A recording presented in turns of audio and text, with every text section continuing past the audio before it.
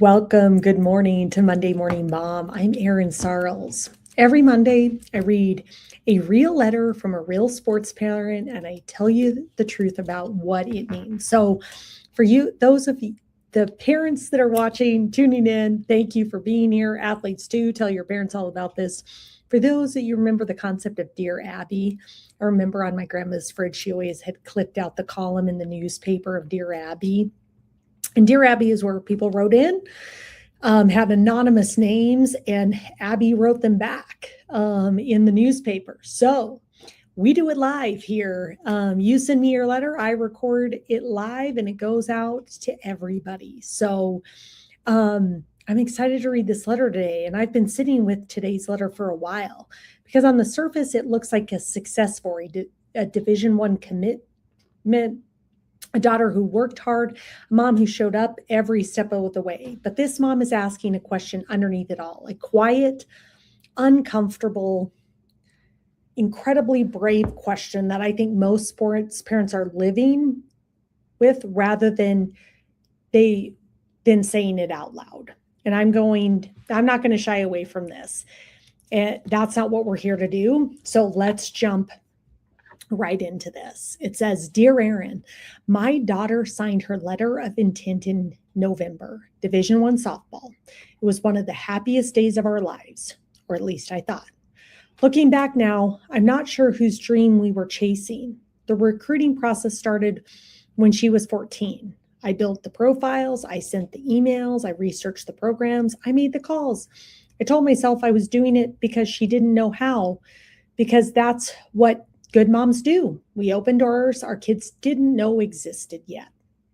But somewhere in the last few weeks, watching her get ready to leave for campus in the fall, I started asking myself a question I can't stop. Did she want this?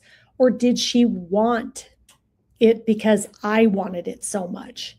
She's never complained once. She has worked hard and been grateful and done everything right. But I keep replaying moments, times I pushed when she was tired, times I redirected conversations about other interests, times I made the next showcase feel non-negotiable and didn't and I didn't like what I see. She's going, she's excited, I think, but I don't know anymore where my dream ends and hers begins. And I'm scared that and I'm scared that she doesn't either. Don't know whose dream this is in Nebraska. Wow. That is a powerful letter. And I don't think that this is, as I read this, is not a mom in crisis. I mean, you should be so ecstatic. And I think one thing I would key in on here is, where does this underlying feeling coming from? Because you didn't really name it in the letter. You're saying, she seems excited and stuff like that. But sometimes we have this intuition and gut feeling, especially I think us moms more so than dads. Not that dads aren't highly intuitive, but us moms, you're born with that sixth sense about your kids, I think, all the time. So there must be something that's bringing you to start to think about, was this me or was this her? And only you can answer that question. Has she made subtle hints? Where is that questioning coming from? Because I think if you really felt like she wanted this and she owned it and it was all hers, I don't think that you would be having that intuitive hit that's making you question that. And so I think first and foremost, you didn't write it in here, but I think intuitively that would be the first starting point I would ask is, what was it or is it that is made you question that? And I think we all can have retrospective doubt. The other thing I can also think about is, how as parents how are we involving our kids and not enabling them or overriding them? When you talked about I started to do this when she was 14. And I just told myself that she didn't know how to do it. Again, you've got to inquire and ask yourself, looking back, like, why didn't I involve her? Why wasn't I more of a teacher? Sometimes as parents, it's like we just want to give our kids the fish, but it's like, we need to teach them to fish. What if you want to be recruited, if you want to play at the D1 level, clearly she's incredibly talented to get there. So if she wanted that and she wanted to be seeking out programs to do that, how, my advice to future parents, you can't go back and do this, is you need to take your kids along for the ride. They need to be the ones that are doing the bulk of the work. You're there as a guidance, as a support system, but not as the doer, and so I think there's also that opportunity as well. Like, if she wants this, how does she then demonstrate that she wants this by me not just doing it for her?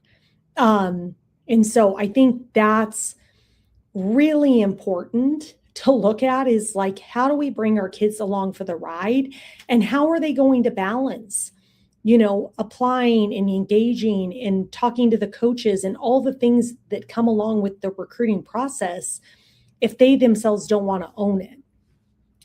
Us as parents, it's great. We need to be their cheerleader, but at the end of the day, we have to allow them to do it. If it's like, hey, mom, I want to apply to, I don't know, you didn't name this, Nebraska. Okay, let's sit down and apply to Nebraska. How can I help you? What are the questions? What do you have to do? Your kid can't go get a job and you do the work for them. I mean, if that's where we're headed in society, we're in major trouble. So I think that would be one of the things that I think really we got to really pinpoint and hone in on, of like, who's doing the work, because if they want it, they have to be doing the work. They're the ones, she's the one that's now going to have to go off to college, which sounds like she's excited for, and she's going to have to be the one that shows up to every practice, that now balances schoolwork, that balances, other responsibilities. What are we teaching them at a young age when we're doing the work? So when things get hard and there's more things for them to juggle, now what are they going to do? So that would be another thing I would really call out in this letter, of like, we've got to be more of a guide rather than the doer. It's not ours to do, it's theirs to do.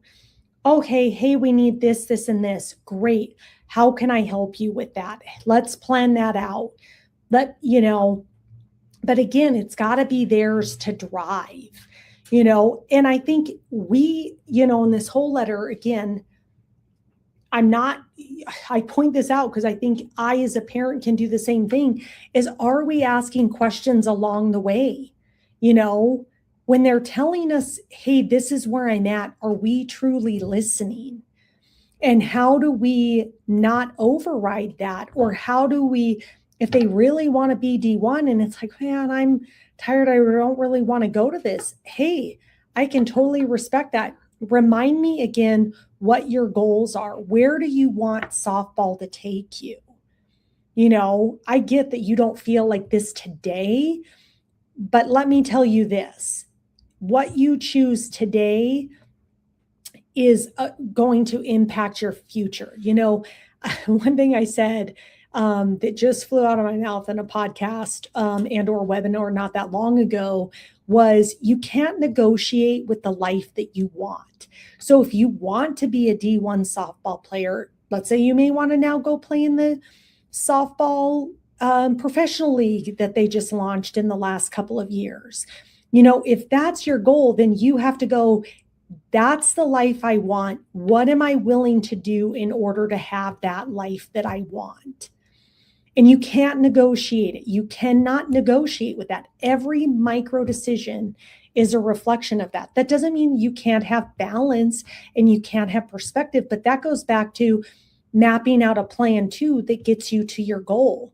So if it's a rest day, then that truly needs to be a rest day. That is part of the path to that success. That part of the path is I go hang out with my friends on Sunday afternoons and we go to the mall, or we go ride bikes, or we go to the pool, whatever that is. Like, there has to be the plan that says this gets me to the life that I want. And everything that I do aligns with the life that I want. Hanging out with friends, having extracurricular activities, doing fun things, going on family vacations. It's not like you need to eat, breathe, and sleep softball. It's about going, okay, what are my strategic things that are going to get me there? When am I going to do them? When do I need to have them done by? But not, we're going to another showcase.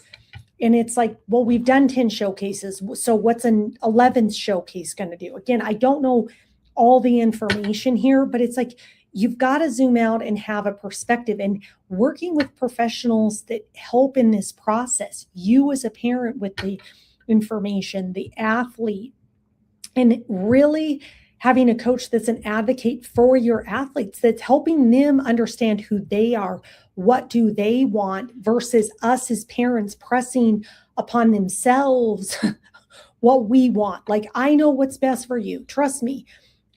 We all as parents know what is best for them, because we've lived longer. We've been there. We've seen it. But we all know, I mean, I'll speak of my own, like my mom was a lot like that. You don't want to have that where you build resentment, or you become that way. And, as you become an adult and you're still doing that to them. So you've got to have a perspective of, again, we are guides. We are here as guides and shepherds of these beautiful souls that were gifted to us in this physical world, in this lifetime. It's not our job to live their life. It's not our job to do everything for them. It's our job to help them have the tools they need in order to succeed. And so you're in a really beautiful place, but I think trust your intuitive knowing. At the end of the day, I would ask yourself, why are you feeling what you're feeling? That retroactive doubt or guilt. And so sit her down, and just ask, like, hey, I have this gnawing feeling. Like, be open, be vulnerable as a parent, and say, man, like, I have this feeling, like, I want this to be the most honest conversation we have. There's nothing you're going to tell me that I cannot hear and can't listen to, which means you just sit there and don't react to what they say. Do you want to go to this school? Is this your dream? I've had some doubts, like, did I make this my dream? I was the one doing this. I take full ownership of, I shouldn't have been doing that. I should have allowed you to drive the bus, and I should have been more supportive. And so the only way you're going to resolve this feeling is by sitting down with her, take her to breakfast, do something that you two love to do together, create an open dialogue and an open environment, and just ask her and just listen. You learn more from listening than you do from talking. And so just listen. You don't have to respond. You can just listen, and it's like, there's time, like, that's really good. Like, I've never thought about it that way. Like, let me think about that. You don't have to react and respond to everything that they tell you. You don't have to have an answer. Just allow her the opportunity to share, and just be there with her. And from there, if you want to reach back out to me based on what she shares, I'm happy to engage and be a part of that with you. But at the end of the day, then allow that to guide the next steps of where this goes. So thank you again for the mom in Nebraska. I appreciate your vulnerability, your honesty, your transparency, because now you're allowing so many other parents the access to learn from you. So again, everybody can find me, Erin Sarles, LinkedIn, Facebook, Instagram, you name it. Send me your letter, just like this mom did. Anonymous is great. I'll read it like I did every Monday, and we will continue to elevate youth sports through our leadership as parents to make this next generation better than we found it. Thank you again. Have a great Monday.